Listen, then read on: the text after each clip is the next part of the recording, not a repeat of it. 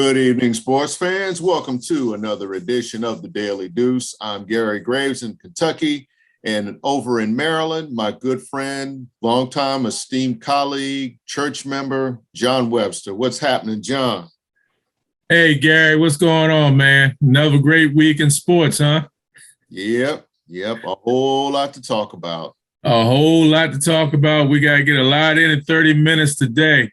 But before we get started, we'd be remiss if we didn't say hey to our producer, John Pitt. How you guys doing? I got 4 words for you. No Dak, no problem. Let's go. Hey, Gary, we have a discussion off air about what you won yesterday, if you won.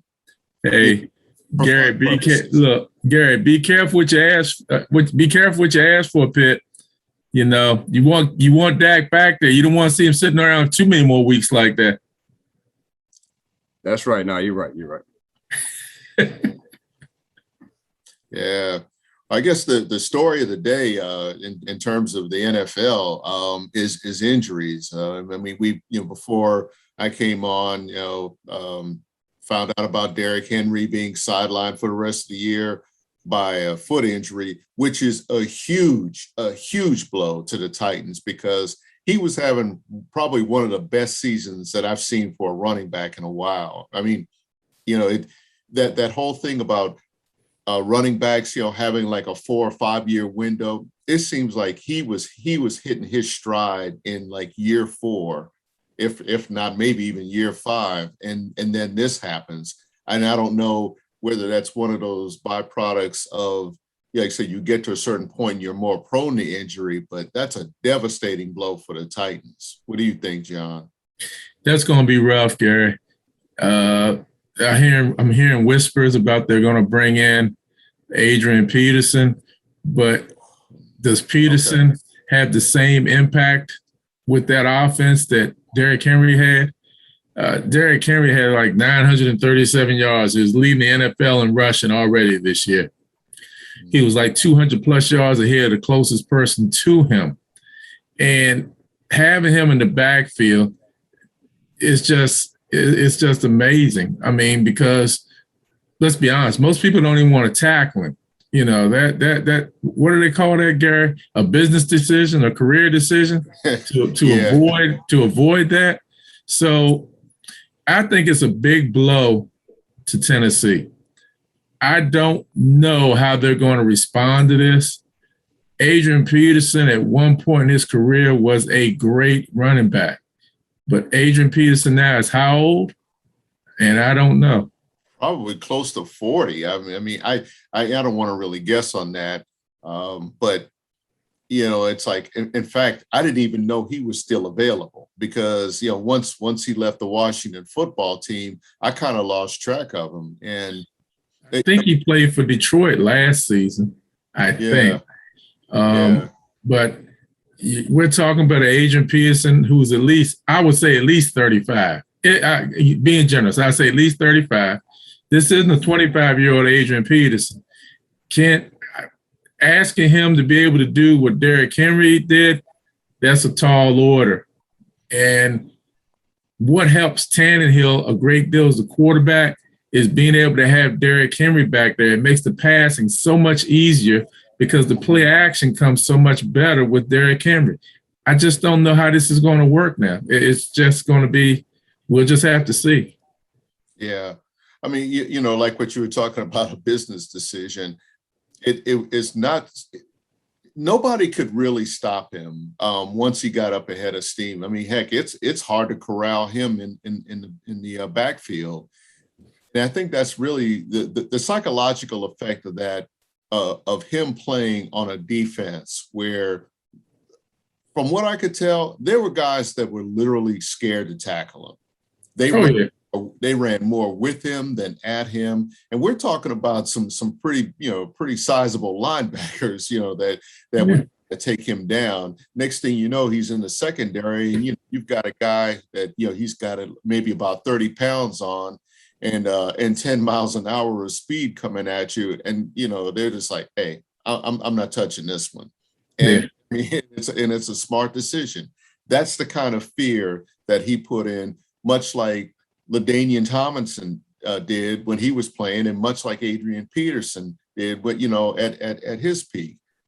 That kind of thing for those two guys I'm saying more for Adrian Peterson at this point in his career. No, I mean, right now you're just taking a warm body and trying to make do. This is a Band-Aid move if you try to pick him up. I really don't know what other running backs are out there that can supply that kind of power and running and even blocking sometimes that he can provide. And I don't know what that does for their offense at this point, to be quite honest.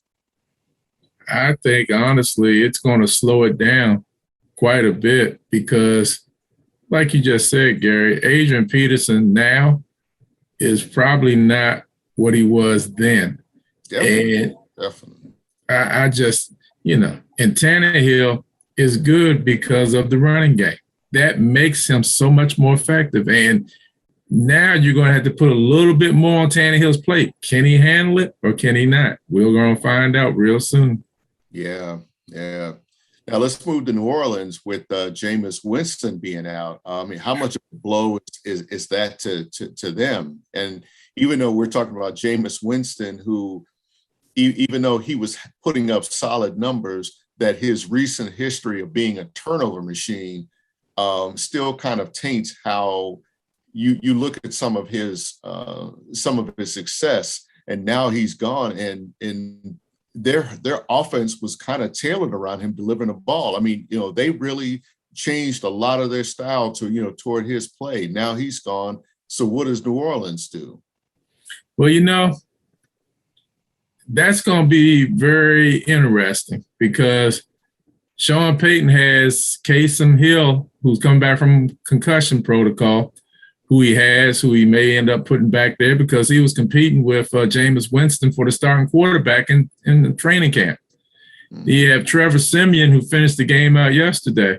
I think one of the things that Sean Payton has shown is his diversity as a coach. Last year, he had Drew Brees, and the last, umpteen years, he's had Drew Brees. And they slung it around the field. And Drew Brees is one of the best.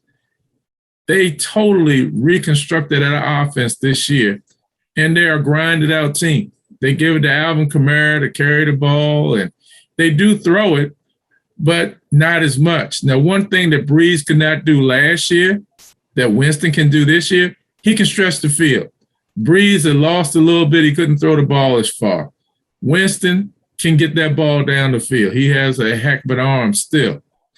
Now, the thing is, Peyton's going to have to go back into his laboratory, and he's going to have to readjust again. If it's Taysom Hill, I can see them running a lot more what they used to call wildcat run-pass option with him. I think it's going to be Taysom Hill. I don't think it's going to be Siemian. I think he'll be a backup. So I think he will adjust the playbook to have plays that fit Taysom Hill. And we'll see.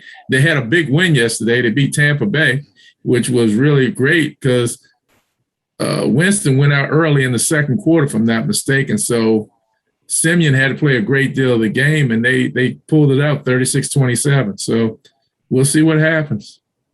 Yeah, you're right. I mean, I don't think they've got any choice, but Hill.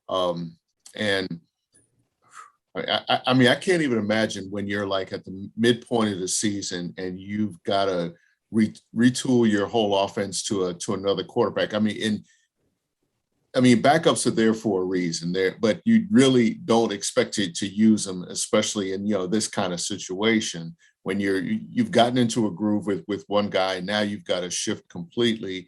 And if anybody can do it, I guess Sean Payton can, but this will probably be the coaching job of his career, the strategist job of his career to keep them competitive with a backup quarterback. But again, that's why you keep them, and that's why they hold the clipboard and understand, try to watch the game for a reason. Just because they always know that they're a snap away, to use a cliche.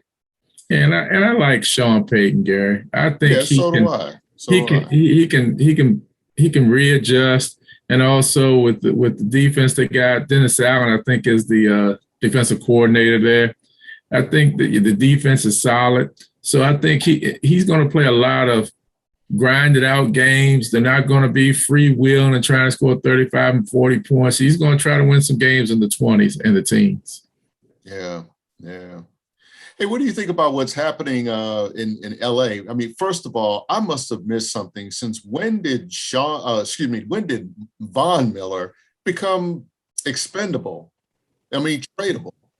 That one really caught me off guard.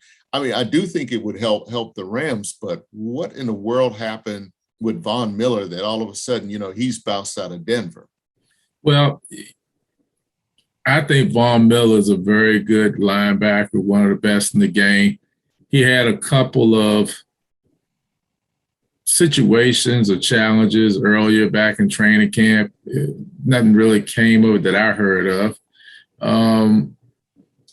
That Denver situation is not very solid. Even though they beat the Washington football team yesterday, that's still a very shaky situation there in Denver. I will say this. Von Miller going to the Rams on paper looks great, Gary. I think, again, he's one of the best. But I'll also say this.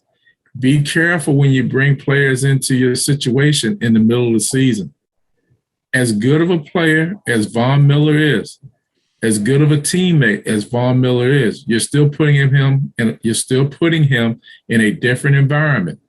Chemistry can still play a role in this. And I'm not sure. It's one thing to fill a need in the middle of the season. I'm not sure the linebacker is really what they need over in the Rams. I don't know. You may know that better than I do, but you just got to be careful. The Rams have something right there that had a chance. That still has a chance to make it a long way in the playoffs and maybe get to the Super Bowl.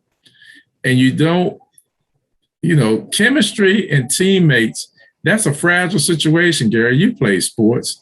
And the least little thing can upset that apple cart. And this is no knock on Von Miller. There's no knock on the players they have. Sometimes things just don't percolate the way they should. And that's what I'm saying. You got to be careful. On paper, it looks like a great move, but we got to see how this is going to play out. Yeah. I think if it was any other linebacker beyond Von Miller, that it would be a real risk. But, what's that saying? Game recognizes game. Or game recognized game, and I think because of that they recognize his greatness. I don't think he'll have a problem simulating him. It's more how they decide to use that rotation. Yeah. Greater needs. I think they had more of a need at running back than at linebacker. But apparently there's something out there that they saw that we didn't. And again, when you get to this point in the season and you're looking down the road toward the playoffs, you are thinking about the fact that the defense wins Super Bowls, because remember who your quarterback is. I mean, or your quarterback is.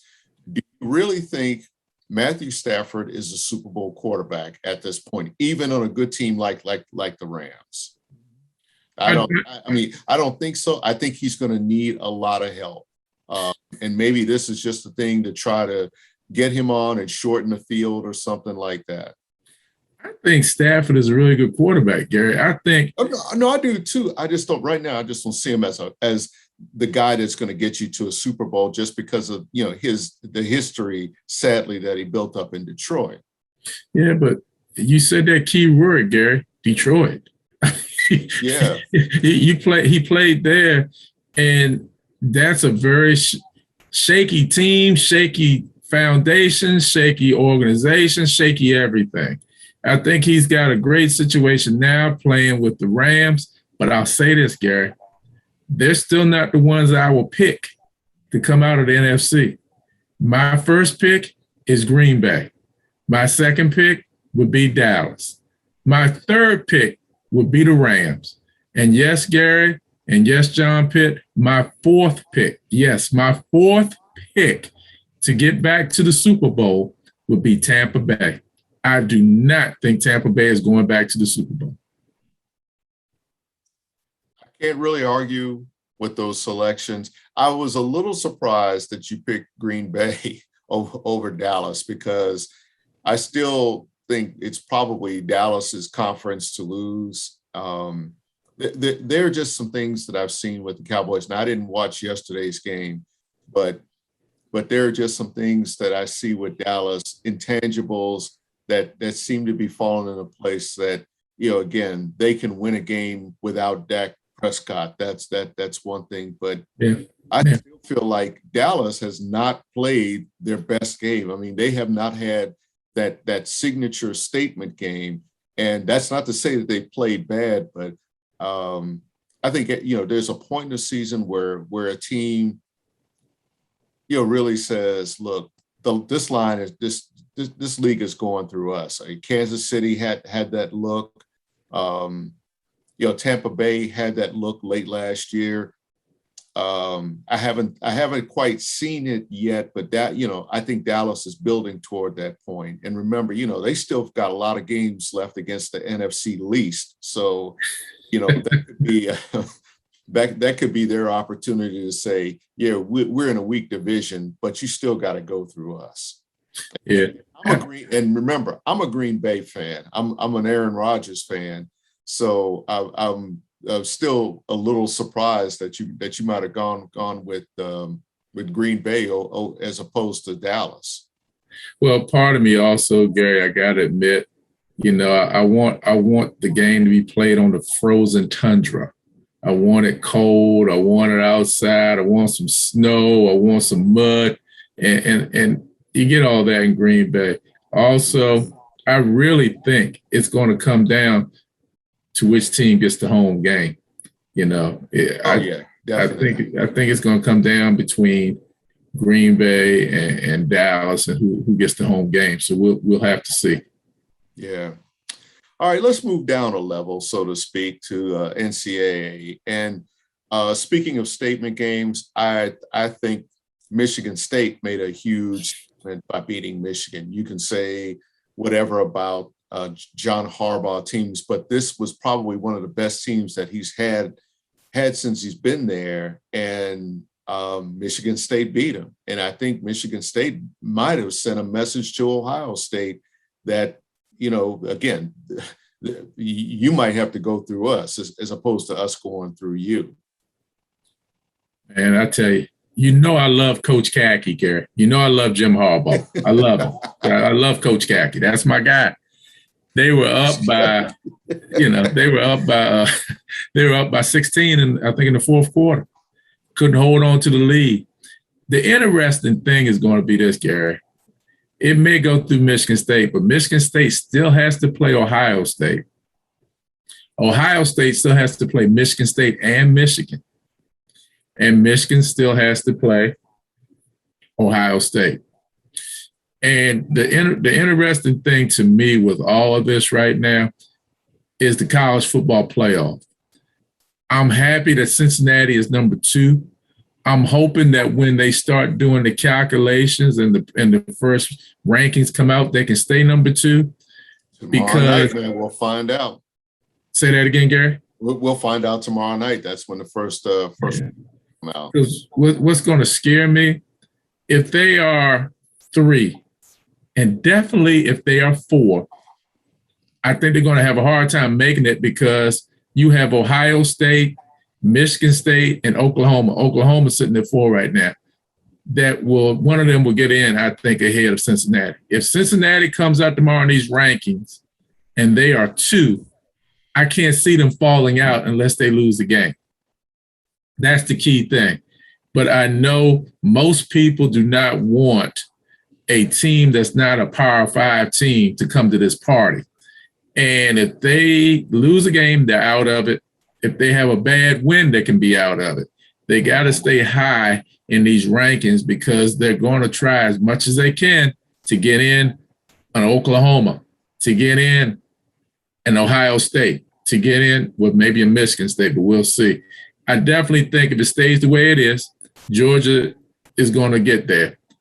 Alabama, I think what's going to come down to Georgia and Alabama are probably going to meet in the SEC playoff game. Now, you don't see that one? What do you see, Gary? What do you see? Did you see Auburn over the weekend? Didn't see them, but I know they're tough. And you bring up a very good point because Thanksgiving Auburn week might be the surprise team in that division. And guess where Alabama goes the last in Thanksgiving weekend? Oh yeah, I mean that will decide the SEC West as it stands right now. Now, if they lose to Auburn, they're out. Really, if Alabama loses another game, they're out. They can't get in with 2 losses, in my opinion. So they need to win this out, beat Georgia to get in. Now, if Georgia loses in the SEC title game, they're still going to get in because there'll be 1 loss. But I think if Alabama wins out, Georgia wins out, those are 2 teams. Well, they both can't win out. If Alabama wins out and Georgia has 1 loss, they both get in. So that's 2 spots right there.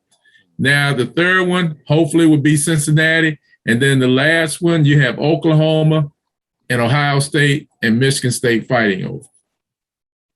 Yeah. If there was ever motivation for UC to just obliterate opponents, I think this is it, because it's not just they have no margin for error for anything right now. They not only have to continue winning, they have to win big. They cannot any kind of weakness against other AAC teams, because that's gonna bite them, and that's the plain and simple fact. Your point about them falling to 3rd, possibly 4th, that puts them right on that cut line. And like you said, Ohio State is that team that could be rising. Michigan State is that team that could be rising. And here's one I'm gonna throw this into the possible mix, because Wake Forest has a real chance now that they're in the top 10. They've got a real chance to close this out. They've got tough games. I want to say they've got NC State and Clemson left on their schedule. Clemson's not the same team. They play here in Louisville on Saturday.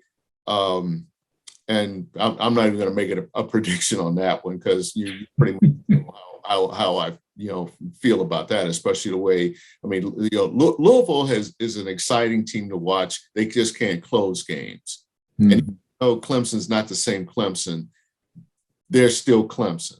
And that's the thing, that if Wake Forest can get by them, if they can clear some of the better teams on their schedule, because I think 4 of their finals 6 games are against winning teams, that they've got a chance to get into the discussion. They might not break through, but I think they can get there, so that can keep another Power 5 conference in the mix. But everything that you said, I agree with. And, again, as an Ohio State fan, hey, I'd love to see it, but I'm more afraid of Michigan State at this point in that conference than just about any other school. Michigan State would be a nice change of pace. What would even be a better nice change of pace, but it probably won't happen now, is Michigan. Michigan. Oh, okay. You thought I was really going to go for a curveball, didn't you, Gary? But yes, no, I did. I was waiting for it. No, we're not going there. Change up. You went no. That's a dream that won't happen. But it would be nice for Michigan to get there. Michigan can mess things up, though, because they have Ohio State on November 20th, I think, at Michigan. So they can mess some things up, And then Michigan State, here's the interesting thing. What do you do if all 3 of them end up with 1 loss?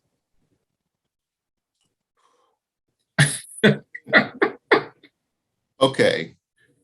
You have to what is the tiebreaker, Gary, for the Big Ten? Because all 3 of them are in they're all 3 of them in the same division for the Big Ten, right? Yeah.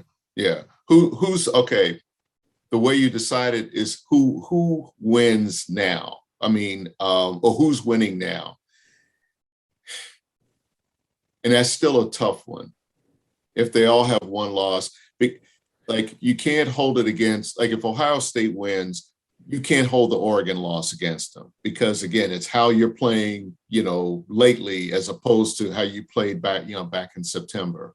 Wow. I think a lot of it just depends on what will happen over the next 3 weeks. Because Ohio State could beat Michigan State and then lose to Michigan. Yeah. And then everybody's got one loss. Yeah. And I'm trying to think, how that title game is decided. Bert's in that title game, but now that's one I wouldn't want to be on a committee trying to figure that one out because that might be the most confusing league, Power 5 league right now. I mean, I think it's pretty much settled. I think the SEC can really complicate it, but if I had to pick a 4-team playoff right now, I'm expecting 2 SEC teams to be part of it.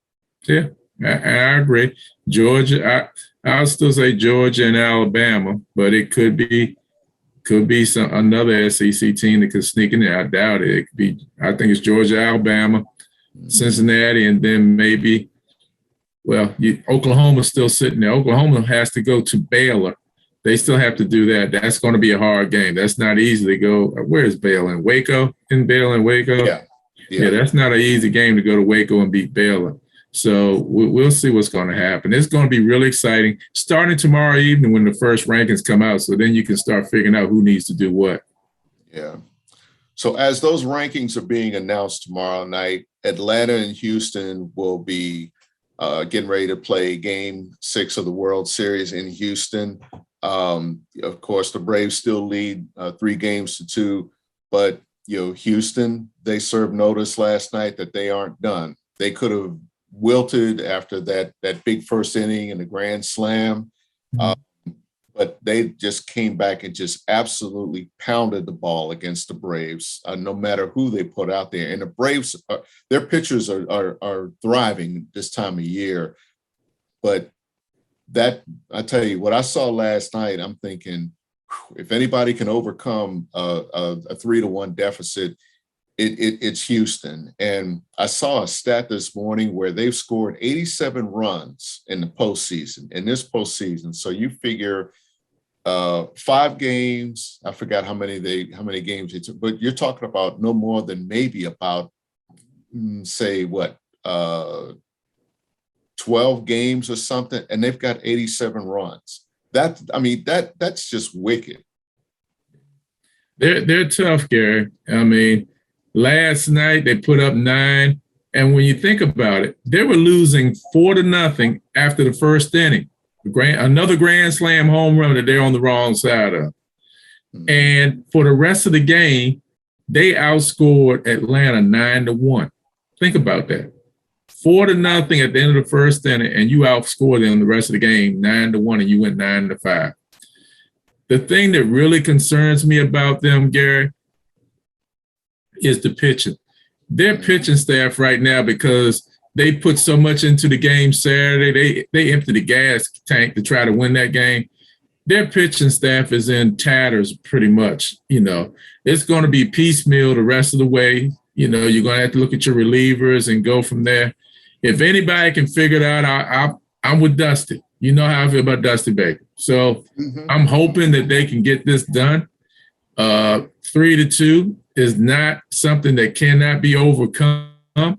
I think they win tomorrow night. I think we go 7 games, and then it's anybody's game on the 7th game. But I think they pull it out tomorrow night. You're talking about Houston. Houston pulls it out tomorrow night. Houston wins tomorrow night to make it 3-3, and then we go to Game 7. I think Houston wins tomorrow night. Yeah.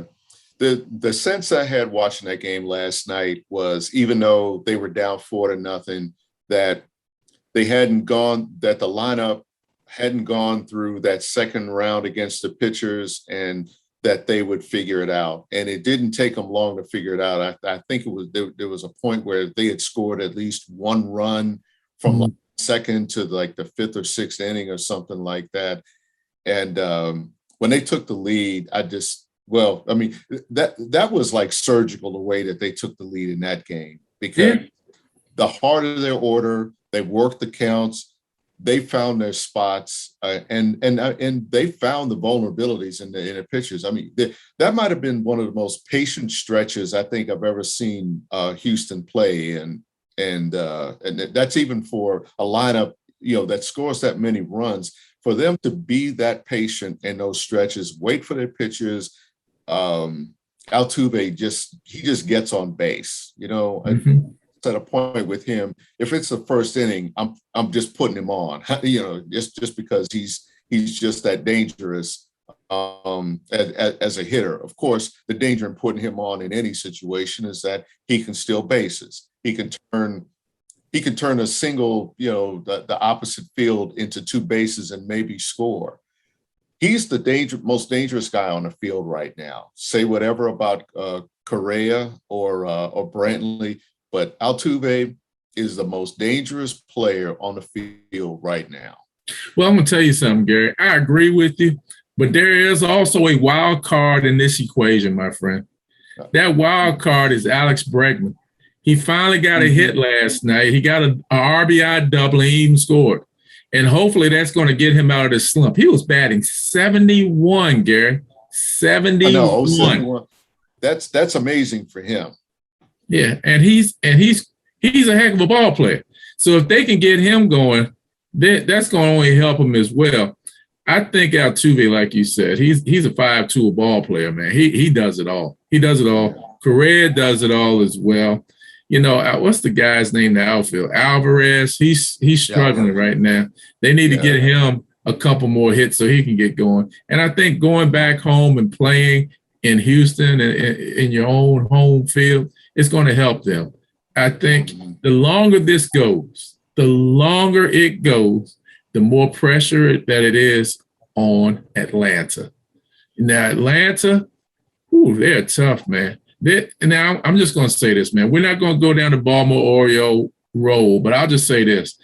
I want the Orioles to have what Atlanta has. After the 6th inning, they bring out lights out closers or relievers.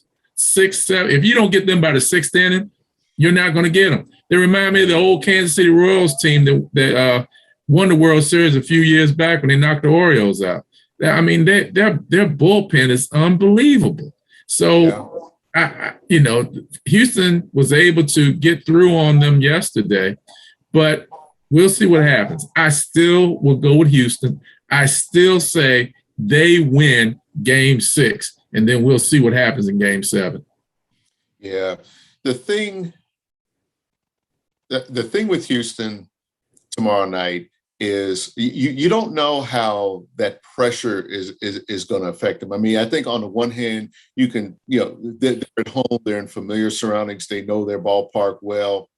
The problem is Atlanta knows that ballpark well from all those years in the National League. And this lineup, the way that they hit the ball, like whereas Houston scores a lot of runs, Atlanta hits a lot of home runs. You've got that short porch in left field. That's an inviting target. They could pretty much move that ball. They can hit that ball from left field all the way over to maybe right center. That's how strong the Braves are. That home run last night that Freddie Freeman hit was just absolutely crushed. I think it was like 464 feet or something like that. That was one before the camera even picked it up going into the seats. It's like everybody in the park knew that one was gone. I mean, granted, it gave them a brief lead, but I was just like, holy cow. That was like Mickey Mantle power. Yeah. That's the kind of thing that I feel like Atlanta will be able to rely on.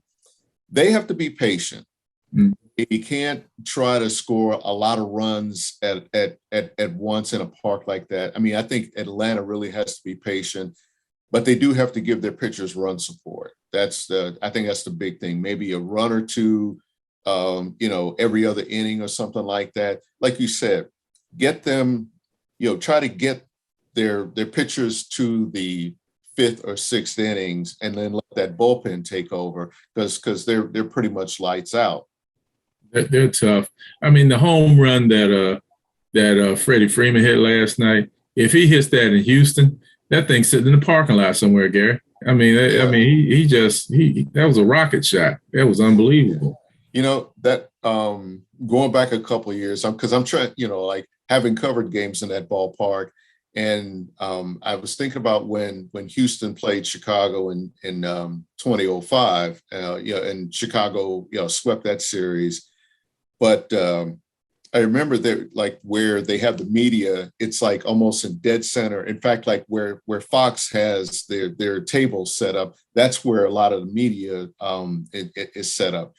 And there was a home run there. God, I can't remember who it was that hit it, because but I remember that White Sox team had some power hitters on there. Mm-hmm. If you can reach anywhere close to that, that's power. I've only seen 2 other home runs hit that far. Juan Soto hit one in the World Series a couple of years ago, and I want to say it was a Game 6 homer. Mm-hmm. I mean, again, that one landed in the second deck. If Freddie Freeman can do that in that ballpark tomorrow night or anytime over these next 2 games, I'll tell you, that's a killer. I mean, and that's the kind of thing that the guys hitting behind him can really, really feed off of in terms of trying to, go to right field and sure. and go deep. Sure. Atlanta really does have a good package. It's just a matter of up here, not letting the city's history get to them, not letting that crowd get to them. They just have to play as cool as they've played over the second half of the season. Well, we're going to see what's going to happen. I'm still rolling with the Astros, Gary. I'm still with Dusty. So. Yeah, I am too. And like I said last week, that, my view on the Astros has really softened, because I started to think about the Dusty factor, and really the fact that he's crafted this team kind of away from, obviously, where their core is, but because they've done so well with a lot of those guys, it just hit a lot of those guys that were on, the 2017 team, the asterisk team, that he's built his team in his own image. The one thing he doesn't have is really that lights out pitcher like the Astros had with Garrett Cole, and when they added Greinke a couple of years ago. They're going to really have to do it by committee against the Braves. I agree, Garrett. So I can't wait till tomorrow night, man. I can't wait. Yeah, I mean, it's compelling, no matter how you look at it. Yeah. So let's see. We have a question here, and it's an interesting one. Why has Bill Belichick's coaching tree not been as successful as head coaches? Bill Belichick's coaching tree. Well, and before, I'm sorry, John, I want to make one other point. As opposed to coaches that came up under Tony Dungy, for comparison. Yeah, I mean, you look at who were some of the ones that went with Belichick? We got Eric Mangini, we got Romeo Crennel, we got Bill O'Brien, we got Matt Patricia, we got Josh McDaniels, just to name something. Not all of them, just some of them. Mm-hmm. Tony Dungy, you got Lovie Smith, you got Mike Tomlin, you got Rod Marinelli, you got Jim Caldwell. Again, just to name some, I can't name all of them, and I know I forgot some. But I'll say this. In regards to Belichick, couple things, in my opinion, Garrett. One, sometimes a coach is a better assistant coach than he is a head coach. There have been coaches that I've seen, like a Norv Turner. I think Norv Turner is one of the greatest offensive minds in the game of football. I think he's one of the greatest offensive coordinators there's ever been in the game. But he's had struggles as a head coach. Wade Phillips is one of the greatest defensive coordinators in football, but he has struggles as a head coach. Richie Pettibone had 1 year with the Washington football team when they were the Redskins, we'll say Washington football team. He was a defensive coordinator under Joe Gibbs, under Jack Pardee, and before that, I think it was a season or two with maybe George Allen, I guess. And he was considered one of the best defensive minds in football. The one season he had with Washington was a complete struggle, and they were 4-12. These guys have had struggles. I think their winning percentage with Belichick coaching tree is somewhere around 300.300. Yeah. And so it's like in the 30% range. yeah, and they've, and another thing to add to it, and not just with Belichick's coaching tree, with a lot of them, they get jobs because a team had a bad season or a bad couple seasons. So you're not going into an advantageous situation. Josh McDaniel left from being with a guy named Brady to going with who in Denver? I can't remember who it was. Can you? Yeah. Romeo Crennel went from being with Teddy Bruschi and Mike Vrabel to playing with who on defense in Cleveland and in Kansas City. It's a different thing. And then also, you look at the coordinators that Tony Dungy has had and the ones I named. Lovie Smith's been to a Super Bowl, won. Caldwell's been to a Super Bowl. Tomlin's been to a Super Bowl. I think sometimes, it's also about what you do as a coach. And I'm not knocking Belichick, and I don't even know if this is true or not. But I'll say maybe Belichick is more of a hands-on coach, and he's in all these meetings with these coaches. Whereas Dungy will go and say, Gary, tomorrow on Sunday, I want you to come up with a defense that is going to stop Patrick Mahomes. I don't care how you do it. I just need you to come up with that. That's your job. I want you to do it. He's more of a delegator type of coach. And that may be part of it as well, too. When some of these guys at New England, they get finished at New England, they go get these jobs, and they really, Belichick's maybe been in all their meetings. I'm not saying Belichick's coaching the whole team, but all of a sudden you don't have Belichick to bounce anything off of now. All of a sudden now it's your decision, and you got to decide. And, it's a lot of reasons, but it's no doubt that the winning percentage of what Tony Dungy's coaching tree has had as compared to Belichick, it's no doubt that the better winning percentage is there. I mean, also Belichick did have Bill O'Brien. Bill O'Brien's probably had the best record of any of them off the Belichick coaching tree. And I think one day when Belichick finally retires at the age of 95 or whatever it is, that maybe Bill O'Brien will get that job. But who knows, Gary? Who knows? It's a lot of reasons. It's like that saying about somebody being kind of a system quarterback, a system player, where they thrive in a particular system, then they go elsewhere and they just don't adapt as well.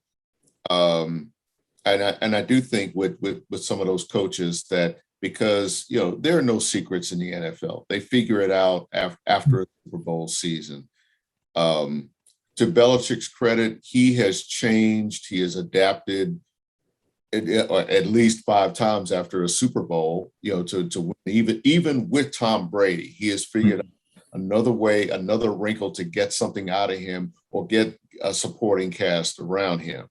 And I think in a way, that's what you're kind of seeing too in Tampa Bay. You realize that Brady is not just a system quarterback, that he's is actually a lot smarter than we all thought he was in winning that, even with a defense that had helped him out last year. But having said that, I think the thing about Dungy's coaching tree is, like, say, with guys like Tomlin in particular, that he adapted, he expanded his thinking. A lot of those coaches really expanded their thinking, where they just, like you said, Dungy could tell them, devise this system to beat this team. And once they got on their own, they looked outside the box. They looked at the influence that Dungy had on them, but then they decided to be their own people and really step out. And, to your point about, especially about Tomlin, that, as dire as things have looked for Pittsburgh this year, do you think you'd want to face that team in a wild card game or a divisional game if they get there, because all of a sudden that division is kind of opened up with the Jets beating the Bengals, who last week we thought were for real. Well, I'll just say this. I think they had Ravens hangover last week. I still believe that the Bengals are for real. I think they just started reading the press clippings a little bit too much, Gary, and we'll see what happens after this. But in response to your comment about Mike Tomlin, I don't want to face that guy or his team, because he's got a heck of a team. He's got a heck of a program over there in Pittsburgh. Yeah. Well, folks, I think we've faced enough of the pressing questions in sports this weekend. Of course, we'll be facing a lot more pressing issues next week. Enjoy the games, the World Series, the college football playoff rankings. I'm probably going to have two screens going tomorrow night on that one, John. But I look forward to talking with you guys next week. Of course, we thank our producer, as always, John Pitt, for just making us sound good and everything, and making us look good, telling us about our angles. So, hey, John, it's on you, man. What do you got to say? Hey, man, it's been another great week of sports. I enjoyed being on here with you and John Pitt. Everybody have another safe week. Enjoy yourself. Watch some sports. Be safe. Be careful. And we'll see you next week.